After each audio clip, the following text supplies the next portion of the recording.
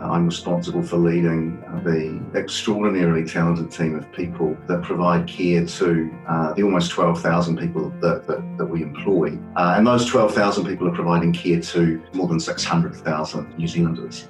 And when I first arrived in this role, I think many people's experience in health is one in which we spend an awful lot of time, quite rightly, talking about patients and the communities that we're here to care for. And as I said, I think that's entirely appropriate, but what became pretty clear to me was the need for us to devote a wee bit more airtime to talking about how we take care of the people delivering that care and how it is that we're creating the kind of environment for them to do their life's best work. And so it was in that context that we embarked on getting under the bonnet and getting really curious with many thousands of people that work here about the things that mattered most to them. And what's emerged really clearly is a prescription for the kind of employee experience people are after at work, one that's fundamentally enabled by technology that makes it easy to be here, that values and appreciates them, that gives them back the gift of time, and that enables them to do the work that they think they signed up for. We have to find ways to free up people's time. It means that wherever possible, we need to be employing technology in the service of people, that we need to be using data and deriving insights from that data to inform the way that we deploy. Because what we know is that when people work better, the care they deliver is better. So, for example, some of the digital workflows that we have introduced for processes across the employee life cycle have, for example, freed up the equivalent of almost 50 full-time equivalent administration staff in some of our core HR admin functions. We know that we're saving something in the order of 80,000 hours per annum simply on the basis of some of the innovations that we've introduced to date, and we've only just really begun to get going with how it is that we bring to life, a fully digitally enabled set of processes across the whole of the employee life cycle. We also know from a range of anecdote that those teams that we have equipped with new digital workflows and technologies are feeling significantly more valued, significantly more enabled, and the work they're doing is further up the value stream than where they were previously kind of operating. So there's a whole range of ways that we know that we're either freeing up time, releasing cash, or giving people the opportunity of doing more meaningful work. And I talk often about releasing time from the menial and enabling people to do the meaningful, because health is intrinsically meaningful work. We have no shortage of meaningful work in an organisation like this.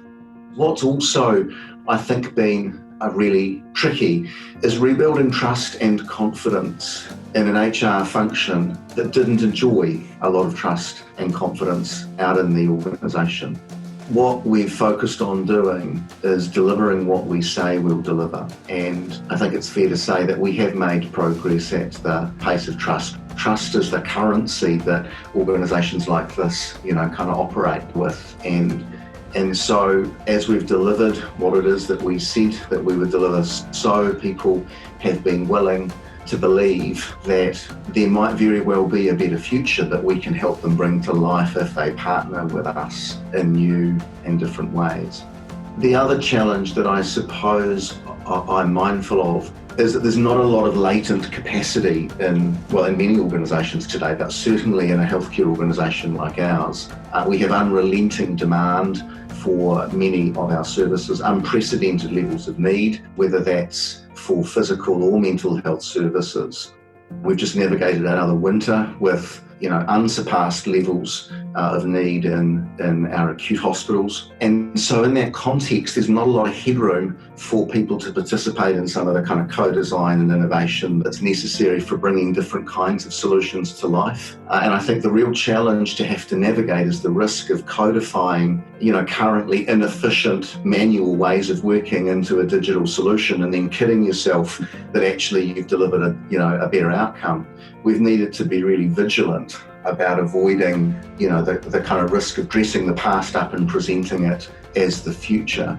And so the challenge of how you get hundreds of people to participate in co-designing some of the solutions that we've brought to life hasn't been without its challenges either.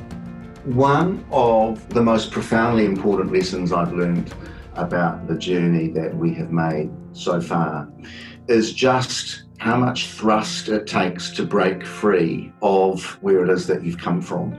And the metaphor I often use is the notion of putting a rocket on the moon. And if you think about how it is that 90% of all of your energy is consumed, it's breaking free of gravity, building enough momentum to travel the first 100 or so miles, because gravity is the thing that pulls you back to where it is that you've come from. And when you've broken free of gravity, when that burn is kind of complete, it's possible to travel a hugely long way in a relatively friction-free kind of space with considerably less effort. And I think that that's certainly one of the lessons that I've learned, the idea that in order to establish new rhythms and cadences, and in order to bring about a new way of working, there is a period of time in which there is this unrelenting focus that's needed on how to break free of where you've come from.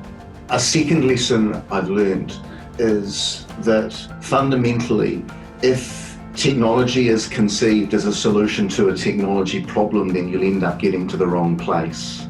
We didn't start a conversation about a technology solution to a technology problem. We started a conversation by saying, how do we do a better job of putting our own people at the centre of everything that we do?